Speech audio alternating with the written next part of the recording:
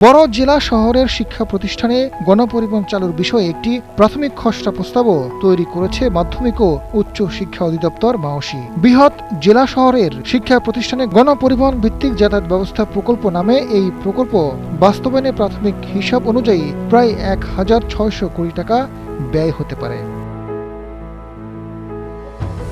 সংশ্লিষ্ট সূত্র বলছে, মাধ্যমিক ও উচ্চ শিক্ষা বিভাগের সচিব আব্দুল খালেকের নেতৃত্বে ১৪ জুলাই প্রকল্প কমিটির সভায় প্রকল্পটি নিয়ে বিস্তারিত আলোচনা হয়। সভায় প্রকল্পটির সম্ভাব্যতা পরীক্ষা নিরীক্ষা করার সিদ্ধান্ত হয়েছে।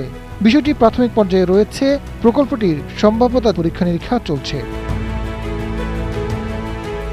মাওসীর পরিচালক অধ্যাপক ডক্টর মীর জাহিদা নাজনীন জানান, বিষয়টি এখনও প্রাথমিক পর্যায়ে রয়েছে, সম্ভাব্যতা পরীক্ষা নিরীক্ষা করা হচ্ছে।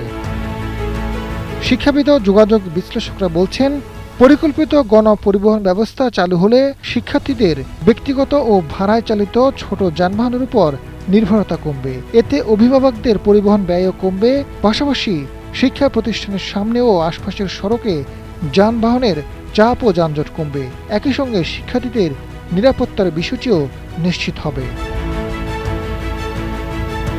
শিক্ষাবিদ রাশেদা কে চৌধুরী জানান, শিক্ষার্থীদের জন্য গণপরিবহন ব্যবস্থা চালুর উদ্যোগ অবশ্যই ইতিবাচক। এতে শিক্ষার্থীদের যাতায়াতের ভোগান্তি কমবে, নিরাপদ ও নির্বিঘ্ন চলাচল নিশ্চিত হবে। তবে এই উদ্যোগ বাস্তবায়নে রুট নির্ধারণ, পর্যাপ্ত বাস ব্যবস্থা এবং শিক্ষার্থীদের জন্য সাশ্রয়ী ভাড়া নিশ্চিত করতে হবে। আজাদ ফারুক,